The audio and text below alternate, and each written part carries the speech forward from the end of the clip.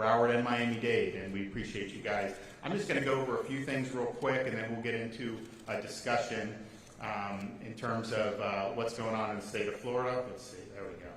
Yeah, all right. So we've now done over 1.5 million individuals tested. We're doing it at a clip now that, hopefully we can reach 2 million very soon. And I think that that's good. Right now we're about one test for every 15 people, which is a pretty good clip, and we're going to continue doing that as we go forward. I think one of the things to look at the trends that's very important is what is the median age of those people who are testing positive. And the reason why is I think we know now, after having dealt with coronavirus for all these months, that the mortality and morbidity is very closely linked to age.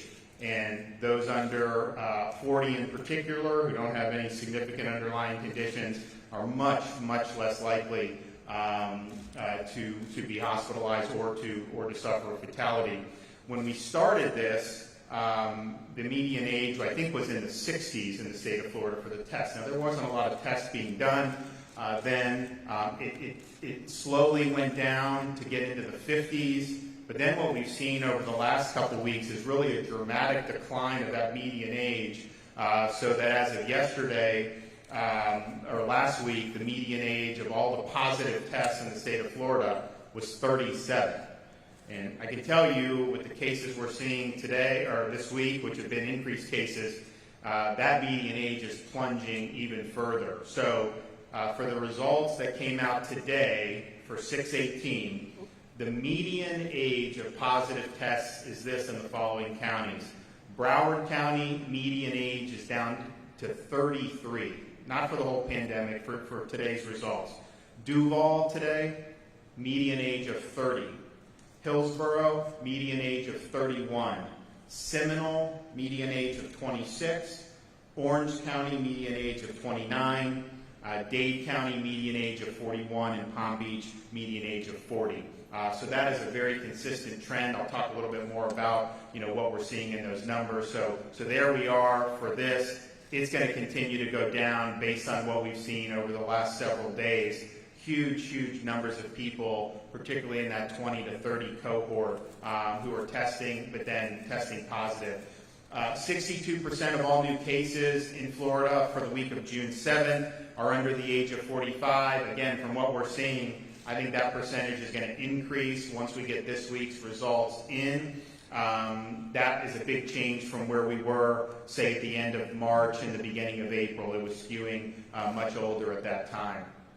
It's important to also understand, and I thought this new study that came out, they looked in Italy, and they looked at serum samples of 4,300 contacts of index cases, and they found that 69.1% of infected individuals under the age of 60 had no symptoms. Now, this is one study, but I think a lot of other studies have been very similar. Why that's important is I think it's important for people to understand a lot of the people who are testing positive now are not symptomatic. And I think the hospital execs will talk about, they test people, anyone who comes in for procedure, and those who test positive are almost always asymptomatic. And so particularly in the younger cohort, you're finding infections with minimal or zero symptoms. That's a little bit different from what we did at the beginning of the pandemic. We were talking before we came in, when if you were somebody that was 25 and you were not symptomatic and you wanted to go to like a drive-through test site in March, you would not have qualified to get tested. Part of that was the CDC guidelines. Part of that was the resources were less than they are now. So that was really focused on those folks who were most likely to suffer clinical consequences. So when we first did the big site in Broward County with the National Guard and Memorial Healthcare, we had first responders and healthcare workers, but then symptomatic individuals age 65 or above. And that was the screen. As we started getting into April, had more capacity, started lowering that age, still required the symptoms. Now what you're doing is you're testing anyone that wants to test. No requirement that you have symptoms, at least at the state of Florida sites. And so you're definitely seeing a different complexion in terms of the ages of people who are being tested. Here's a look just to see for comparison. The week of April 5th, there were almost 12,000 tests conducted, people ages 25 to 34. This past week, there were almost 3 times that many tested in that cohort. Obviously, there were more positive cases found as a result of that. And then compare 65 and plus, you had only 16,000 cases or tests conducted week of April 5th, but 1,800 positive cases. This past week, we had almost 71,000 tests conducted, but only 1,464 positive cases. That's going into these nursing homes, doing blanket testing there. Obviously, anyone that comes and presents as symptomatic, but to go have that big of an increase in tests and then actually have the positive cases decline, that's a very, very good sign. Here's one thing to look at, and I think, I said from the very beginning when we started really increasing the infrastructure in terms of phase 1, I said, look, there's going to be workers that go, just their employer says to get tested, people are going to go.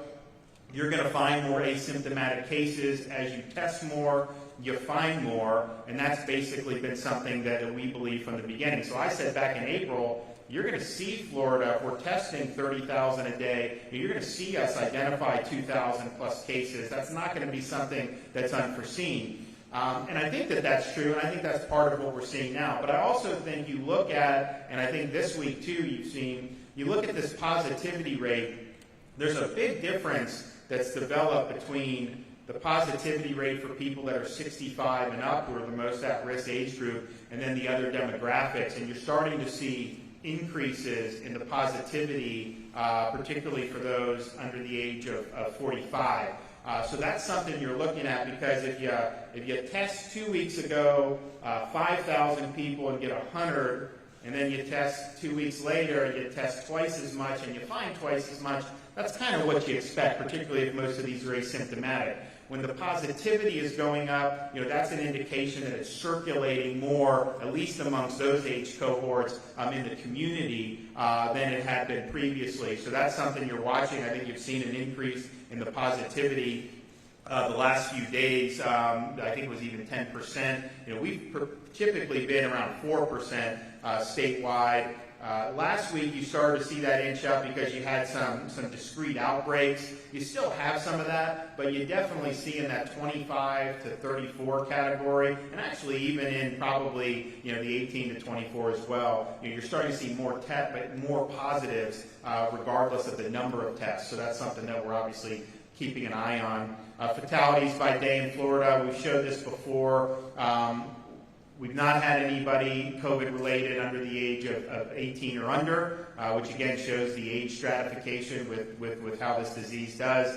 And we have 86% of all the fatalities in Florida have occurred in age 65. I guess that got cut off at the bottom, in age 65 and plus cohort. And we have had more fatalities age 90 and above than age 65 and under. So it's a very clear stratification in terms of the consequences. And so because of that, we've really worked hard with the long-term care facilities. We've now completed, either tested or offered a test to every resident in the state of Florida, as well as staff. We are happy to have done that, and I'll go through some of the results of that in a minute. But we also understand you can test somebody one day, they can come back negative. It doesn't mean that they can't acquire the virus later. So we've issued this emergency rule requiring testing at least every 2 weeks of all staff in long-term care facilities in the state of Florida. And that will help us prevent the introduction of the virus into these facilities. Many of them have done a good job of that, but when you have asymptomatic spread, you need to continue to do that. We also have dedicated nursing facilities that are in use. We're going to have one in Miami-Dade very soon. So these are COVID-only nursing facilities. If you look at the hospitalizations, it'll go through the general numbers. But on any given day, because we require nursing facilities to transfer patients to areas they can be isolated if they're COVID positive, and many of these facilities just can't isolate. So if you don't isolate, it spreads, and that's obviously the most high-risk community. So this gives the opportunity to transfer a COVID-positive resident of a long-term care facility to COVID-positive areas if that person does not need to be hospitalized, medically stable but COVID positive. And there are actually a number of these seniors who are up in years, and they're even asymptomatic, or some have minimal symptoms. So this gives opportunities, whether it's Dolphin Point in Jacksonville, Inspire in Broward, now you're going to have Pan American very soon. That gives an option for that. It also allows a hospital, if somebody is brought in from a long-term care facility and they're medically stable, they have a safe place to be able to discharge them. But we basically had between 250 and 450 of the COVID hospital beds at any given time have been kept since we did May, when we did the elective procedures and instituted this rule, has been these medically stable COVID positive nursing home residents. If you look also at the fatalities broken out by long-term care residents versus the general public, you've seen really since probably towards the end of April that these long-term care deaths have represented the vast bulk of the COVID-related fatalities in the state of Florida. I mean, we've got close to 5 million seniors in the state of Florida, and yet the majority of the fatalities aren't from the senior population as a whole, really from that cohort, that very high-risk cohort. So we went through and did the testing, and obviously people were being tested right off the bat to the extent there were symptoms initially. But as we got into April, we realized that, okay, we had screening, we had no visitation, we had all these things in place, and it was effective in a lot of them, but you did have asymptomatic spread that the staff would bring in for and infect some of the residents. And so you started to see outbreaks, saw them in like Suwannee County, we've seen them some in South Florida. So we thought it was important to test the residents, to test the staff. And so we've gone through with the strike teams, private contractors, all these different things, and done this. And right now we have about 80% of the more than 4,000 long-term care facilities in the state of Florida have never had a single COVID positive case. We've had 933 that have had one or more, but I believe the majority of those that have had one or more have had fewer than 5. So a lot of these facilities did a very good job. This is a very transmissible virus, and to have 80% never even have a case, much less a fatality, was really good. And so that's very important. And you see also one trend that we've noticed. We are seeing decline in cases in long-term care facilities. We're seeing fewer outbreaks. I mean, there was a time in April, May, it seemed like, every other day there'd be some type of outbreak. You still have some cases, obviously, but there has been a decline, which is a good thing, and those are the patients that are going to have the highest acuity. They're going to be most likely to be hospitalized if you do have an outbreak. And as I mentioned, we're between 250 and 450 medically stable long-term care residents are in hospitals. They don't need to be hospitalized, but it may not be safe to have them in their facility if they can't be properly isolated. Okay, so bed availability. We have twice as much capacity in the hospitals throughout the state of Florida today than before the pandemic began. And that's with having elective surgeries, which have been going on since the beginning of March. And you see it, every which way. The total number of COVID patients statewide has always been a small fraction of the total hospital beds in the state of Florida. So there is capacity. The hospital execs will speak to this, but there's plenty of capacity here in the state of Florida. And we knew, there was a lot of predictions that Florida's going to run out of capacity in the middle of April. Obviously, that didn't happen. But then right now, even with the elective procedures, in a much better position because we have ample testing resources, ample PPE, know more about the illness. So things are all these folks I think are in really good shape with that. So mitigation efforts. What we're seeing is increased cases in mostly asymptomatic, but increased cases in a younger cohort. We've messaged from the beginning of March that those who are elderly or have significant underlying medical conditions, need to be avoiding crowds and avoiding contact outside the home as much as they can. And I can tell you, the seniors in Florida have done a really, really good job. You don't have that low of a positivity rate unless that's the case. So they've done a really, really good job in terms of the social distance, in terms of making sure they're looking out for themselves. I think that we've started to see some erosion in the social distancing from probably some of the younger population.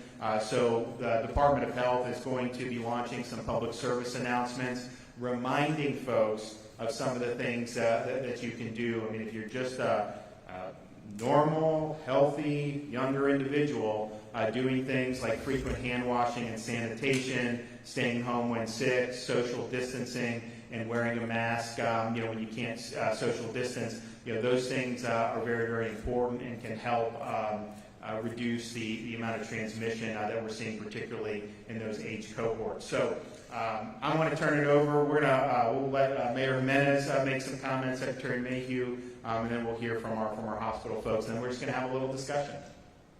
Thank you, Governor, and thank you for coming and putting us together. I want to reiterate that we don't have a hospital shortage and beds problem here in Miami-Dade.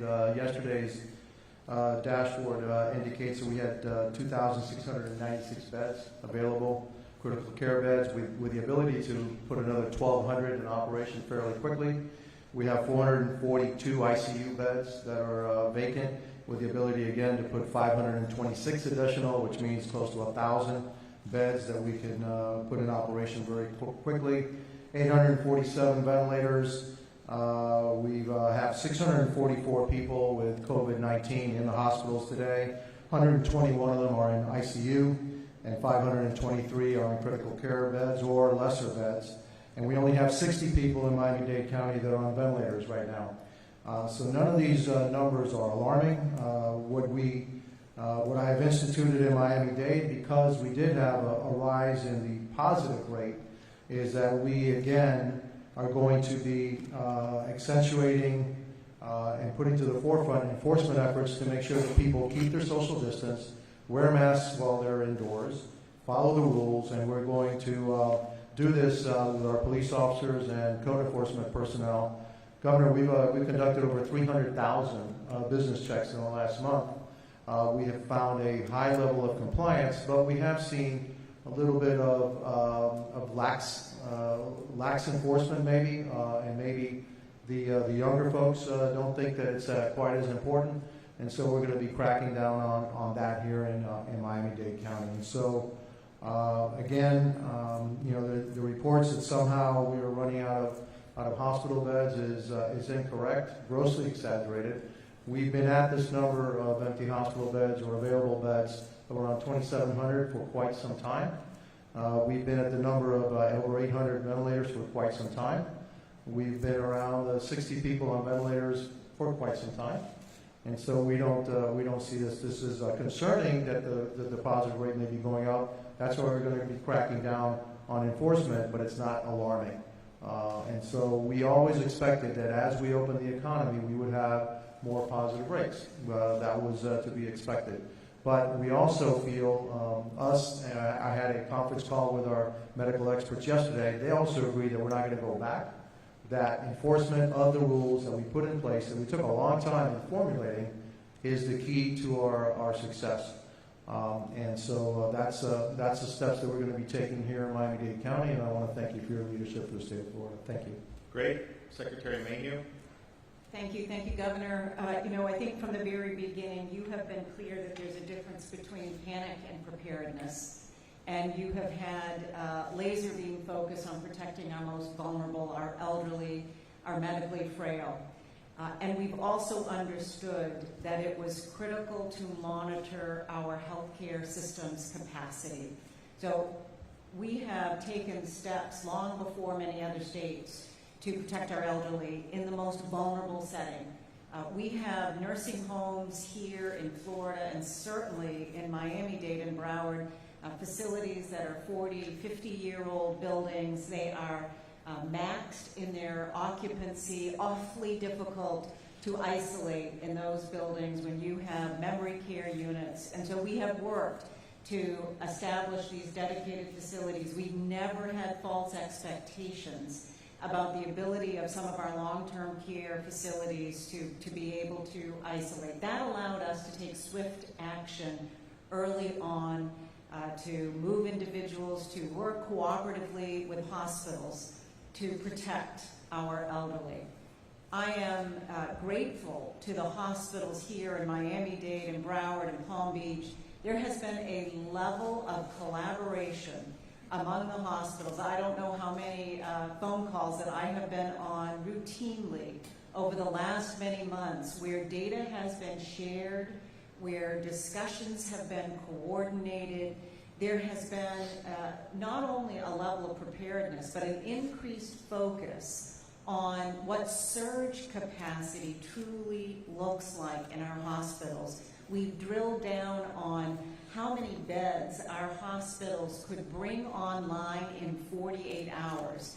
So we focus on the beds that are staffed currently, but what we know is that our hospitals have an incredible ability to rapidly increase their capacity, and that is often overlooked by the media as they focus in on current capacity. So really, really impressed. You know as well that we mandated that hospitals test every single individual who is scheduled to be discharged and placed in a long-term care facility. That has also contributed to our success. So we know we have more than 15,000 available beds today in Florida. The trends are absolutely favorable. The acuity is down, and it is a tribute to the incredible dedication and commitment of our frontline staff, of our hospitals, of our long-term care facilities. We've had some incredible regional collaboration that has supported the best interests of protecting our most vulnerable and making sure that we have adequate capacity throughout the system. I think it's also important to underscore we have a lot of individuals who have delayed critical healthcare services that we want to make sure they have the confidence that they can, in fact, come to the hospitals to get that needed health care. So thank you, Governor. Great. Mark Rosenberg, do you want to say a few words? We appreciate you hosting us. Thank you, Governor. First of all, welcome to everyone here. Really pleased to welcome the Governor and the Secretary, as well as the Lieutenant Governor, who is returning to her alma mater. Also pleased to welcome other alums who are here, including two on our panel. Mr. Governor, I speak on behalf of the state university system and higher education in general. We understand that we have to remain focused on student success, but at the same time, sir, we know as universities and in higher education that we have an important role to play in restoring our state and national health on one hand, and driving prosperity through employment generation, through wealth generation, and closing gaps in health education and well-being. And we appreciate very much the approach that you have taken to working with us. As you know, our state university system is ranked is the number one system in the United States because we've been laser focused on student success. We've had strong leadership from Chair Kitson and our Chancellor who have helped us to work through what has been a remarkable transformation in response to this virus that has hit our state. We converted overnight in higher education practically overnight, over 50,000 courses, sir, to remote so that our Floridians could continue to get their educations. We graduated nearly 50,000 students in April and May, and now as a system, we are laser focused on a safe initiation of our fall semester and the resumption of classes in the fall that will be a new normal, as you know.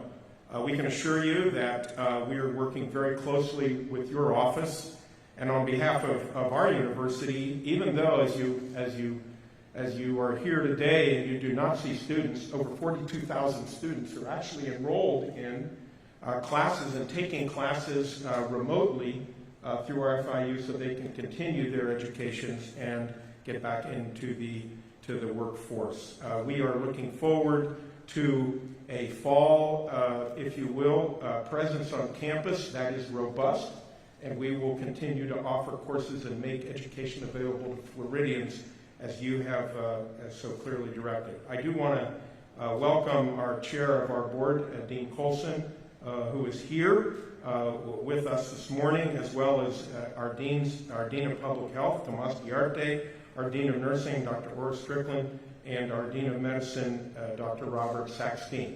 And I do want to thank the Mayor and the Department of Health for enabling us to offer testing. We've tested over 15,000 Floridians as part of our contribution to helping to resolve the problem, as well as we have many other initiatives engaged in trying to keep our community healthy. So thank you for being here. Thank you for your confidence in us. Great. Well, thanks for your hard work. I will hear from some of our hospital execs, and then we'll just have a conversation. So Carlos Magoya, Jackson Health in Miami, thanks for working very closely. I know Mary's worked with you day to day, and we've worked together, and I think we're working with the mayor here. So you guys got a very big county, a lot of stuff going on, but you guys have done a great job. So the floor is yours. Thank you, Governor. As Secretary Mayhew stated, we have been having a lot of communication, coordinating between all the South Florida hospitals in Dade, Broward, and Palm Beach, where we've been sharing information since mid-March as to what's going on, everything from potential surges that we didn't have, but all that work has been done.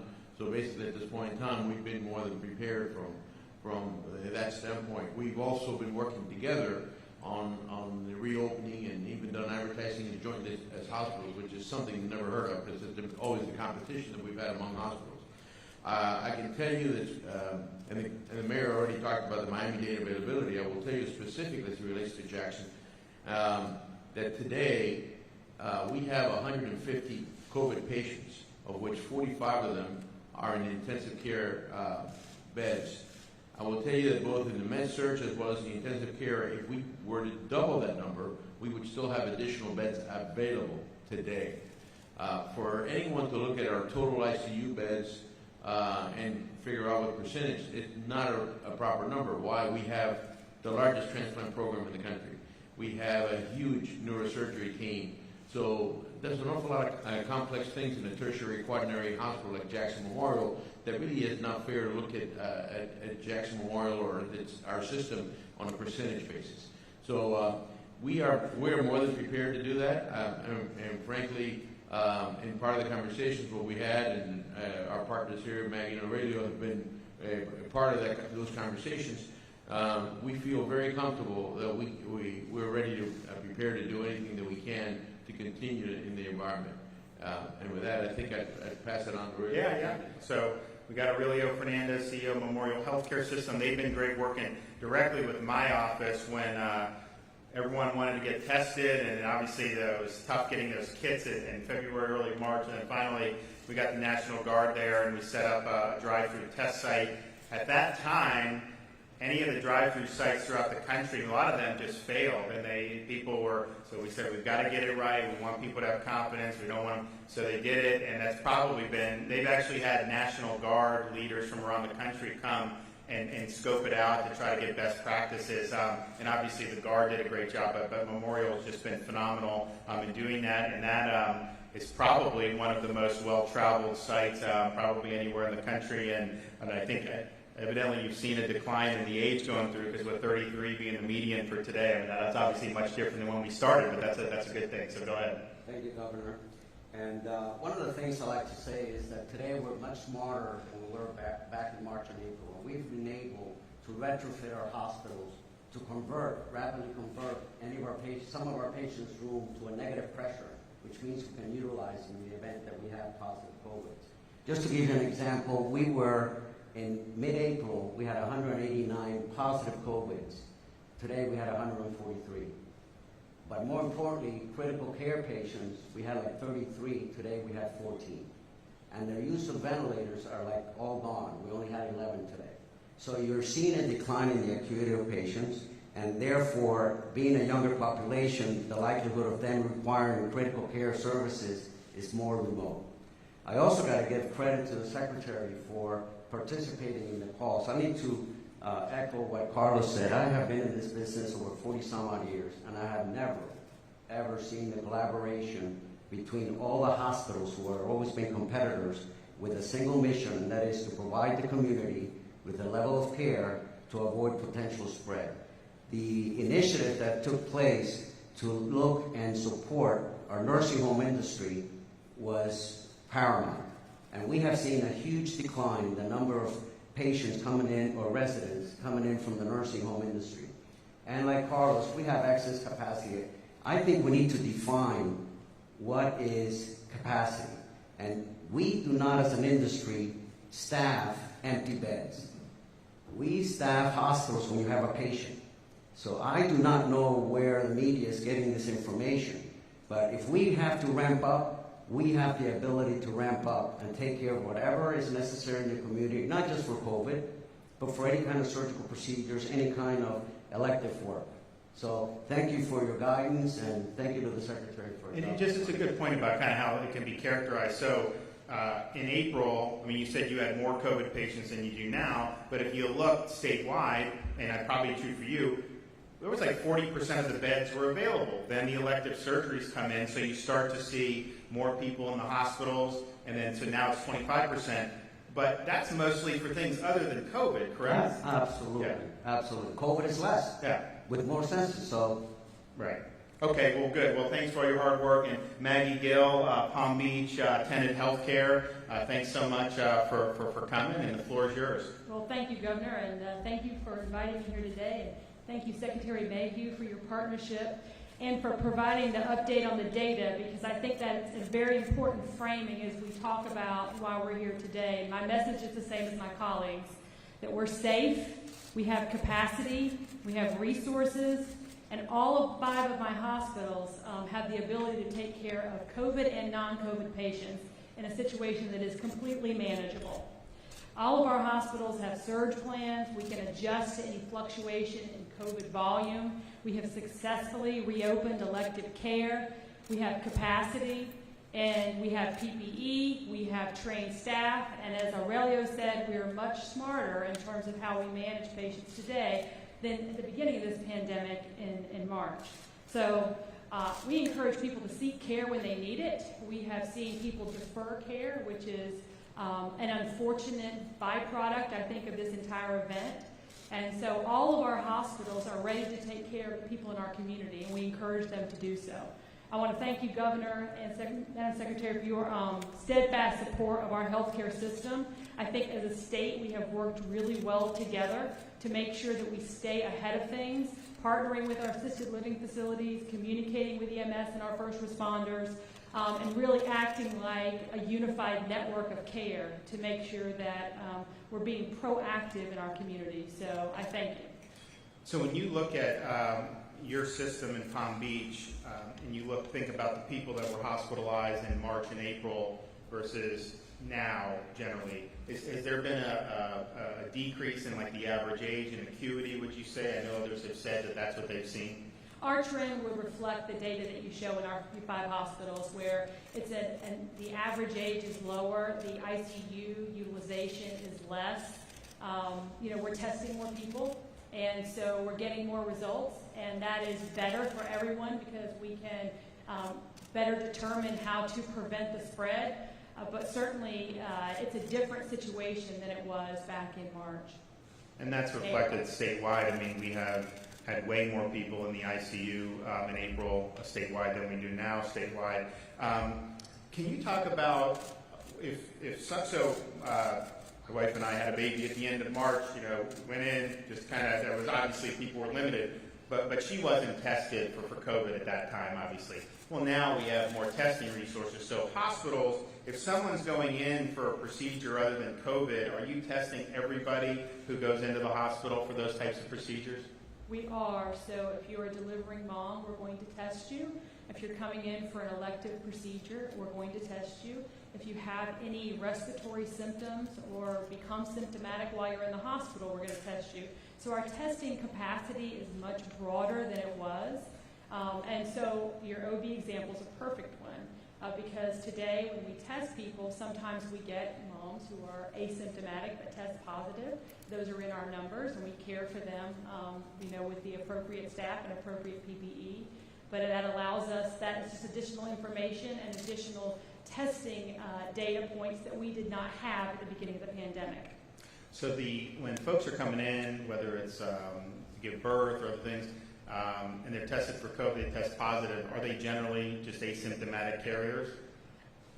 It really depends. We have patients who are hospitalized who are symptomatic for sure. We have some that are asymptomatic, and we have some that are awaiting discharge. So it's a mix. The majority of our patients are still, ill, but it's at a lesser acuity than it was at the peak of the pandemic. But what about just the people who come in to test for electives? If they test positive, obviously they didn't think they had COVID Right. before. Do they tend to be the asymptomatic folks, or does that run the gamut? It's a really low percentage that test positive, and we give them all of the proper advice to self-quarantine and to take care of themselves in that manner, but it's a relatively low number of people who are coming in for elective care who are testing positive.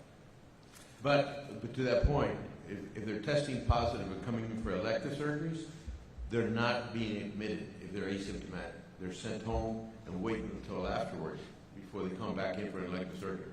Obviously, if you're an expecting mother, you're going to have a baby, we can't just send you home. So how do you do that? Do you take them to a COVID section, or do you just have a negative pressure room? So what we with the expecting mothers, if they're positive, they're definitely isolated. And to that point, by the way, as of a week ago, I haven't seen the numbers recently, we've had 10 different positive tested mothers who had their babies, and their babies were all negative. So it's another issue, which is important, that just because the mother is positive doesn't mean the baby is positive in this particular case. But we did, in every one of us, we isolate all the patients, whether it's in a negative pressure room or they happen to be in a completely different wing, they're completely isolated from everywhere else. And because the percentage is so low, 10% of our beds are COVID positive, so obviously 90% of our hospital is perfectly safe, and that's the case with just about every one of our hospitals. That we make sure that those people are isolated, and people are coming in for elective surgeries don't even see a patient that's COVID positive. Really, have you seen a difference in Broward in terms of the age or acuity of the patients who are being admitted to the hospital now compared to maybe March or April? Well, absolutely, and I think it's reflective of the number of ICU patients, critical care patients that we had back in April, and it just happens to peak in mid-April, as you referred to, in the whole state to today. To only have 14 patients with only 11 ventilators is way improvement over prior, and I believe that's a reflection of the age that is being seen at the hospital.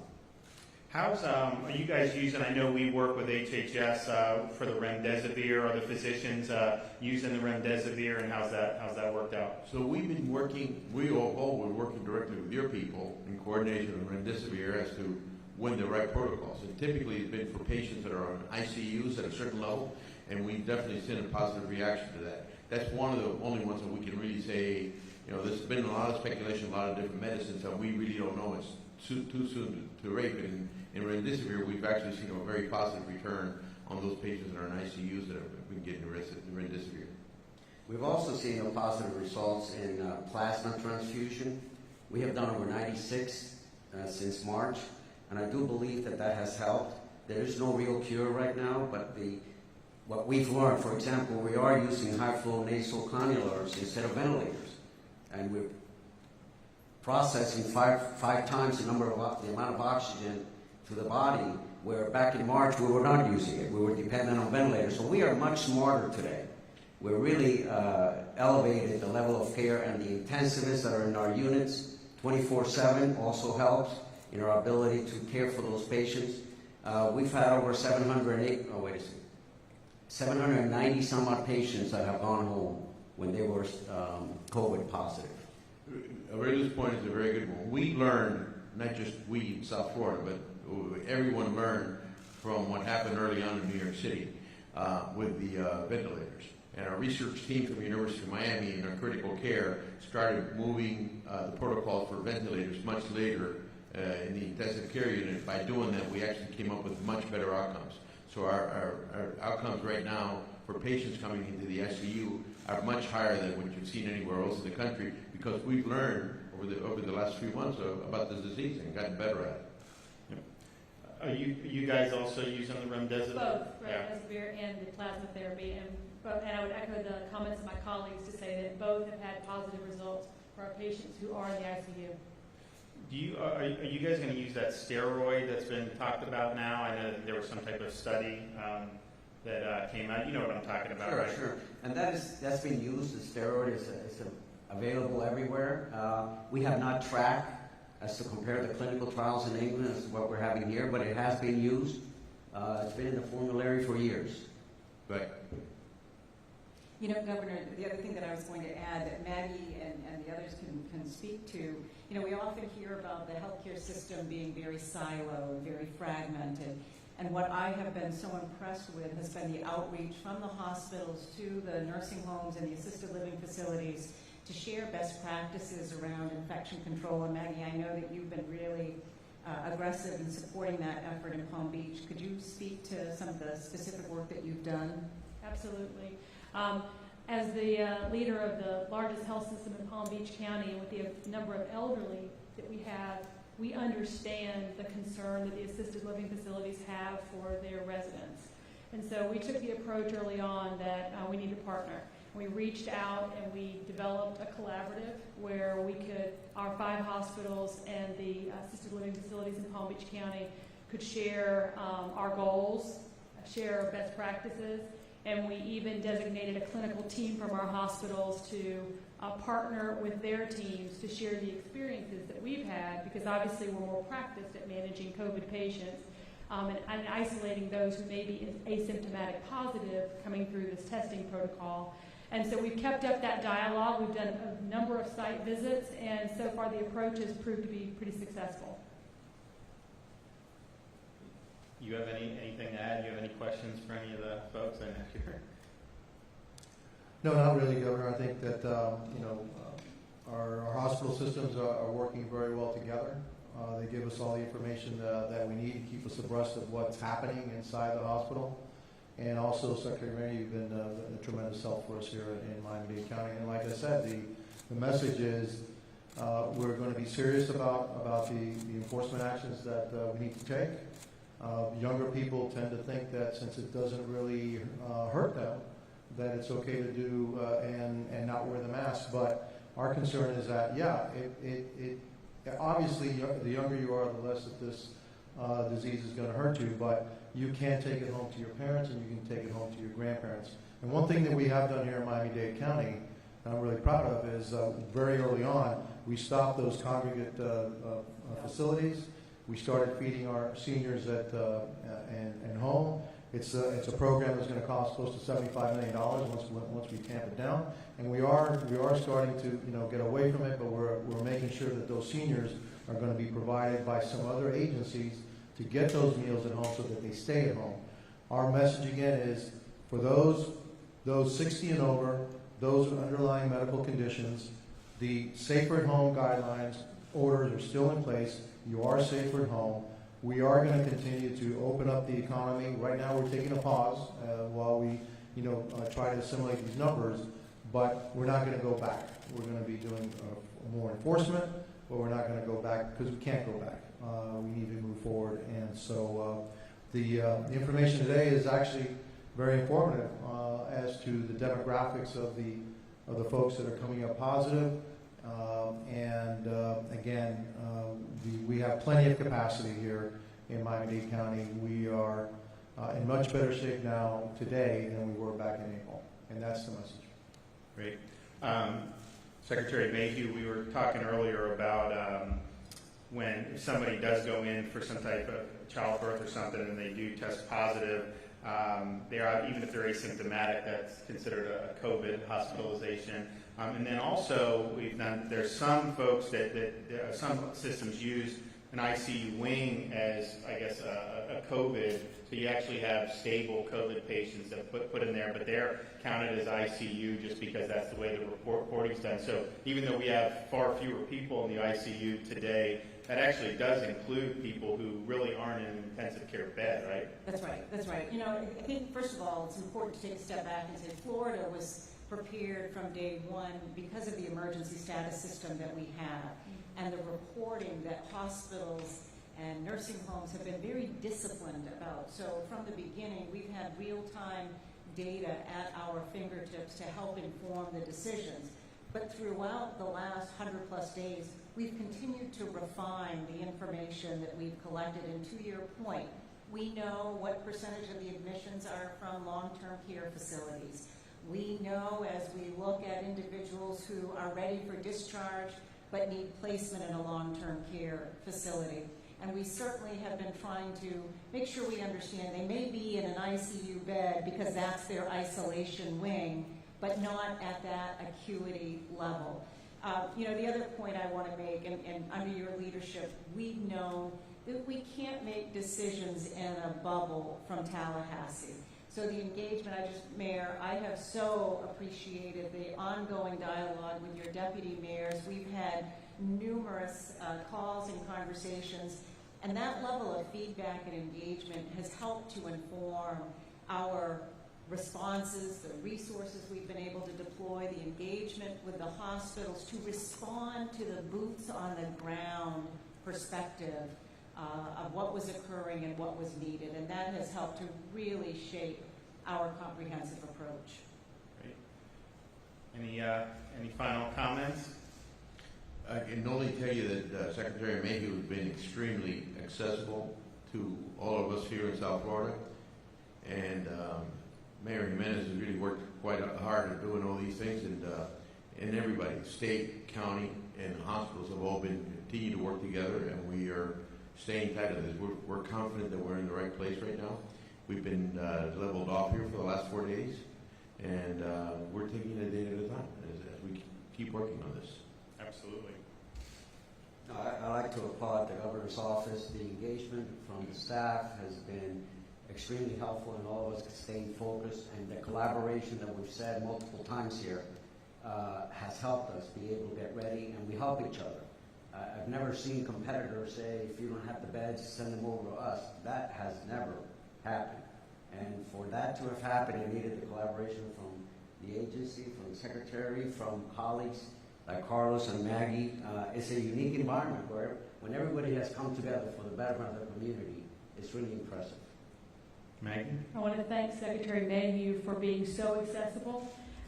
We have transparency of data. We have a personal touch. She calls and checks in all the time. And as Aurelio said, we work together more collaboratively now, I think, as a healthcare community than we ever have. I want to thank you, Governor, for your leadership. And I know I speak for all of us to thank all the healthcare heroes that are taking care of all of our patients, the doctors, the nurses, the caregivers, the people on the front line. It's been a tough few months, but I think that we've managed it very well, and I just want to reiterate that we're all safe, we have capacity, and we're ready to serve. Great. Well, I want to thank everybody participating, and just to put a bow on it, we before the pandemic began, we have today, even with elective surgeries being online, and we have twice as many available beds statewide as we did at the beginning of March. And I think you're seeing. Hearing from these executives about where things are. Obviously, they have the capacity to be able to handle whatever comes down the pike. But you do have situations like a Broward, being down from their peak, and those are just the facts. And it's important that people understand that and understand that these are folks who've been working at this for months and months now.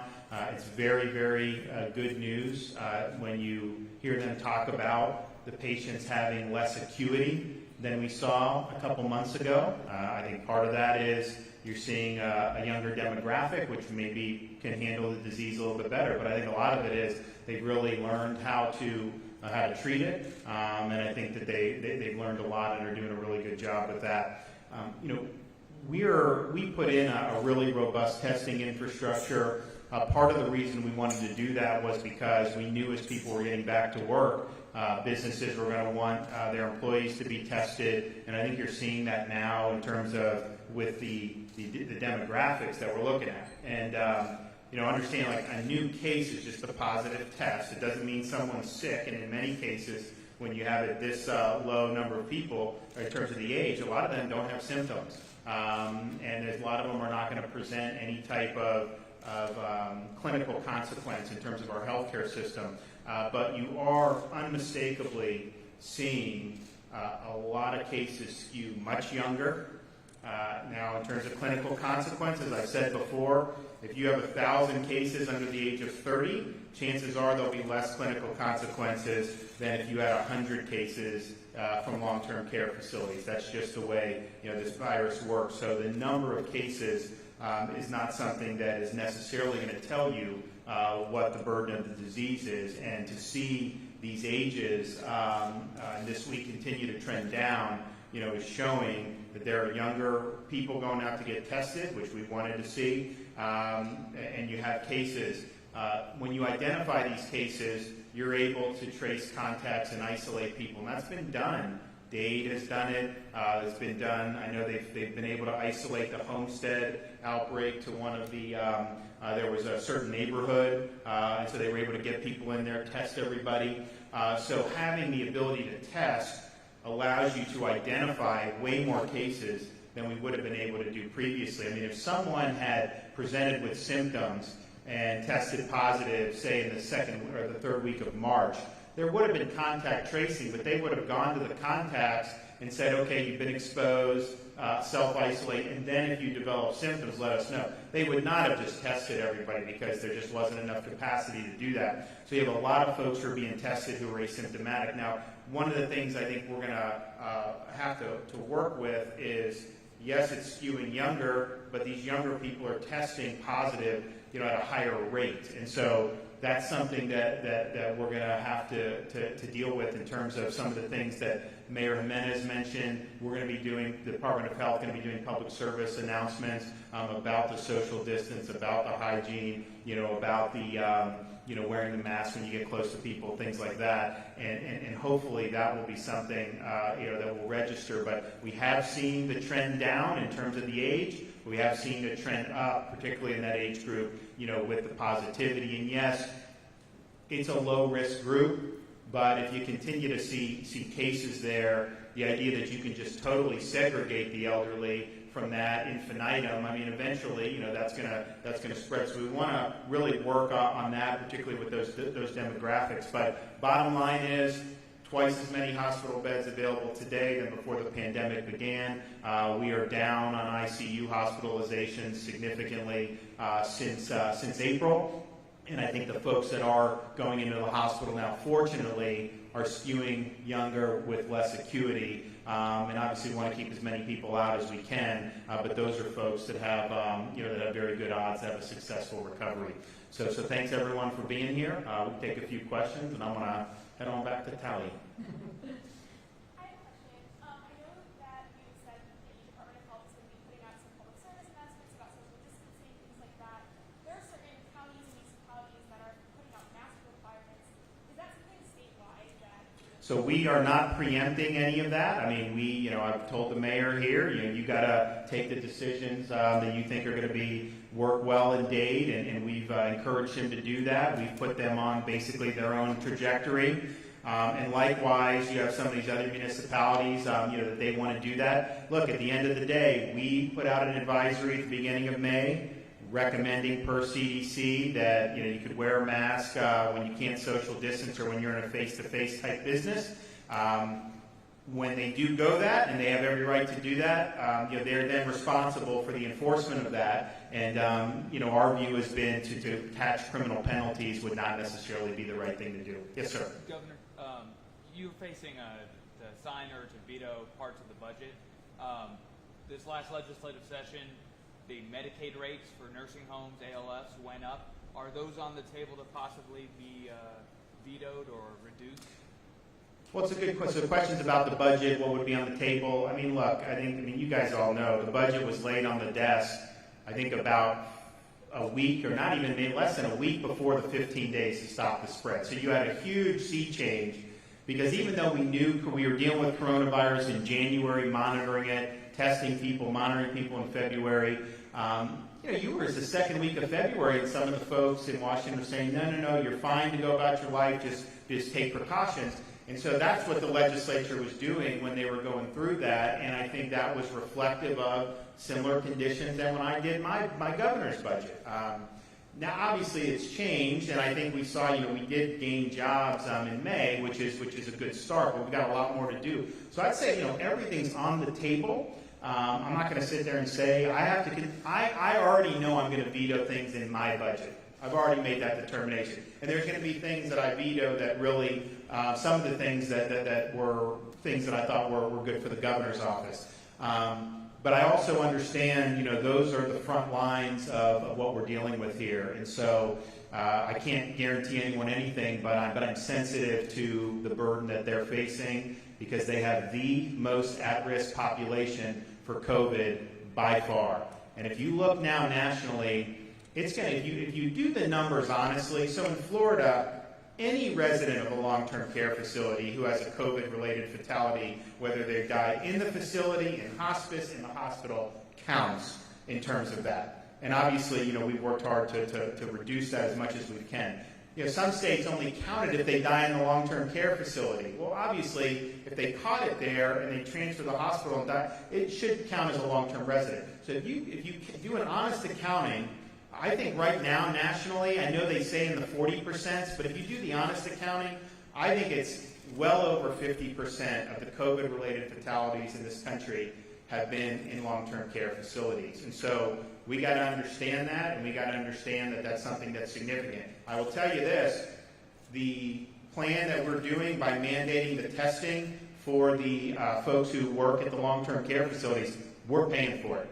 We're not expecting them to pay for it. We're footing that bill. It's not necessarily cheap. I mean, fortunately, we have CARES Act money that can be used to do it. But we really believe that constant monitoring of the staff so that they don't bring it into the facility is critical for preventing outbreaks. So we're going to do that. And so I just say that it's a priority. Yes, ma'am.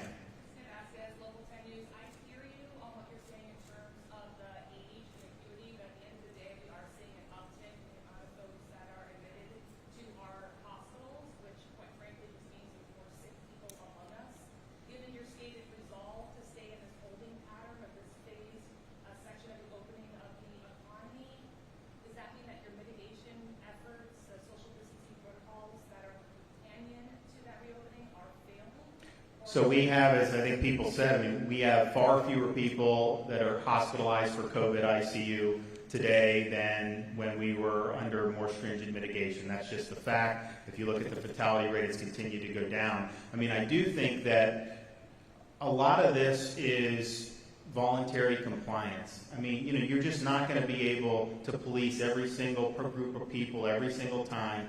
And so I think as you get into this months after month, I think people do get a little tired, particularly in some of the age groups that may not be as at risk.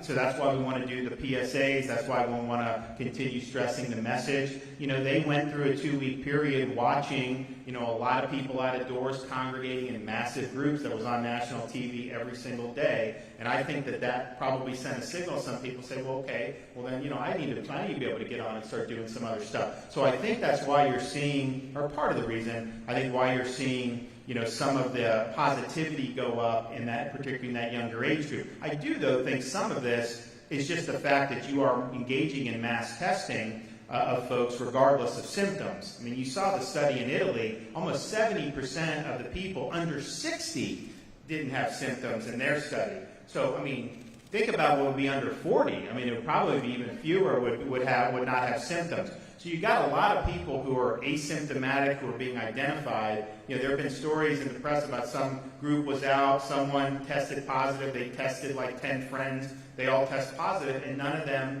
actually developed the symptoms. And so that is part of what you're seeing. If we had tested the way we do now in March, you would have seen a lot more cases because that was usually limited to people who were already showing symptoms, and that's not the case now. Yes, sir. Any more questions? Kerry Sanders from NBC News. Thank you for taking the time to talk about this and other topics. On the other topics issue, why do you oppose allowing felons to get their voting rights restored once they have completed their sentences? Well, it's not a question of whether I oppose it. The voters of Florida passed an amendment, right? And the Supreme Court of Florida said that they had to complete all the terms of their sentence. And so that's kind of the issue. Do you have to complete the terms of the sentence? If you were robbed and someone's convicted of taking, $3,000 out of your house and they were ordered to pay you $3,000 of restitution and they didn't do it, did they complete the sentence? And so those are the things that are being litigated. But we said, well, I signed the bill to implement that amendment. And so that's going to be litigated. But let's understand that the Supreme Court has identified what it meant. And the people who advocated for it stood in front of the Supreme Court to get it on the ballot and said, completing your sentence means everything you have to complete. They did that. They ran a campaign saying you had to do that. So all we're doing is basically saying, okay, if that's what the people did, then we're going to do it. But I think that's what it means. And I think the Supreme Court of Florida said that's what it means. Now, just as a matter of what I think is justice, yeah, I think if somebody gets robbed, they have a right to have restitution paid to them. And we hardly ever talk about victims anymore in this country. And there are people that are victimized, by violent crimes in particular, who I think that we need to be standing up for. So if that didn't have that, then we would implement it as it was written. But since it said you had to complete the terms of the sentence, to pay somebody restitution or to pay, some of these, the fees or the costs, those go into victim compensation funds. That's the whole reason that they have that there. So something that's very important. So I think that that'll be something that comes up in an appeals court, at some time in the near future. To call a Yes, poll. ma'am. It's been called a poll tax. One last question. Adriana Gallo, de Telemundo 51. We're talking about the people here that are being affected last week are 37 years old remaining. What do you think about the protests that we're looking at every day? We're looking at young people going into the streets. Some of them are not wearing masks, not respecting the social distance. Do you think this could be a factor in looking at these cases? So I don't think, I certainly have not had my Department of Health substantiate that the protests are driving the figures with the younger people. Obviously, there's a correlation there, but I wouldn't want to say that until you actually had the evidence. But as I said earlier, I do think when people see that, and let's just be clear, nothing personal against anyone here, we had months in this country where if someone walked on the beach, they were shamed on social media and by people in the news media. It's not so, even though a lot of them were social distant. California beaches, Florida beaches, all these other things. And then when the protests happen, you have massive demonstrations of people. Some of these were 20, 25,000 people in California, obviously this other stuff. And all of a sudden, the social distancing took a backseat to social justice. And so the thing is, from a public health perspective, you may think that protest is the most important thing you could do as a citizen. I respect that. But understand, from a virus perspective, gathering with 5,000 people to protest something that's important to you is no different than gathering with 5,000 people to do something else that may not be considered as significant. And so I think there was a lot of mixed messages that came out, particularly from a lot of public health officials, where they basically said, we support this type of protest, but not if you do something else. And here's the thing. I think the people of Florida in particular, they want to do the right thing, but they don't want to have their change earned. And you remember 3 months ago, people said from Washington, don't wear masks because it'll make you more likely to get infected, even, they said. Well, now they say, yeah, we wanted the healthcare workers to have it. So we told people, well, why would you just not tell people and be honest with them and say, look, the mask can be helpful, but there's a shortage now. We need our frontline healthcare workers. Please don't go and buy them. That would have been a better message. And so I think people see that, and I think that there is sometimes confusion, and I think that they wonder, okay, why is it okay to do one thing and not others? There are parts of this country that have really rigorous things in place where you have a family member that died. You couldn't bury your family member. You couldn't go into the hospital and see an ailing family member before they died because of stopping the spread, social distance. And to have had people abide by that, and then to see, that kind of get thrown out the window, I think a lot of people got really frustrated. I don't think they begrudged the people that wanted to protest. And quite frankly, I've always said, this has to be voluntary because the Constitution is not suspended just because there's a virus. You do have a right to protest. You have a right to go to religious services, all these other things.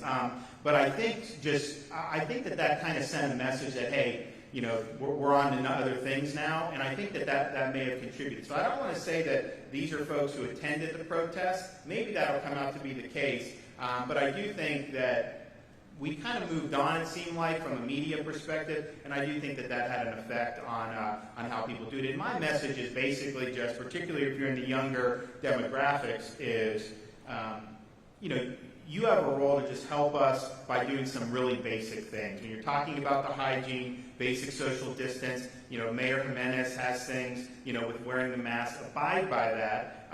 And then that'll make it, I think, better for everybody going forward. As I said, when this skews this young, you are not going to see the type of clinical consequences out of this cohort than you would out of the nursing home cohort.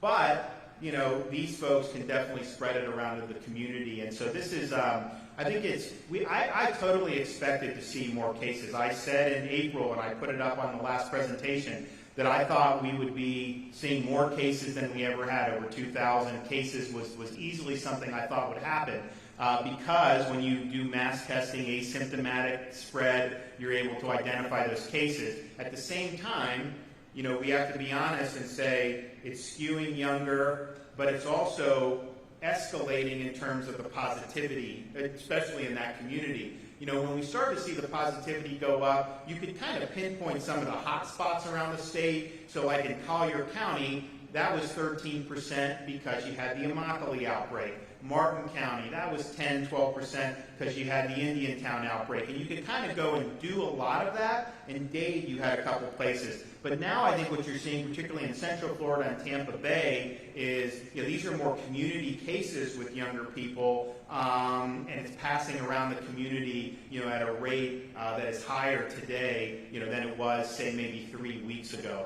So that's something that we've got to dig in for. There are going to be PSAs coming out, and we hope that people will do that. And then I do want to kind of piggyback on what Carlos has said. Our reopen plan is a step-by-step process. A lot of these things that are open, restaurants, that's half capacity. And we wanted to be able to get people back in business. We need to be able to do that. But we did have capacity for a reason because, we wanted to make sure that people would go in, respect the social distance. And I think the vast, vast majority of those folks have done that.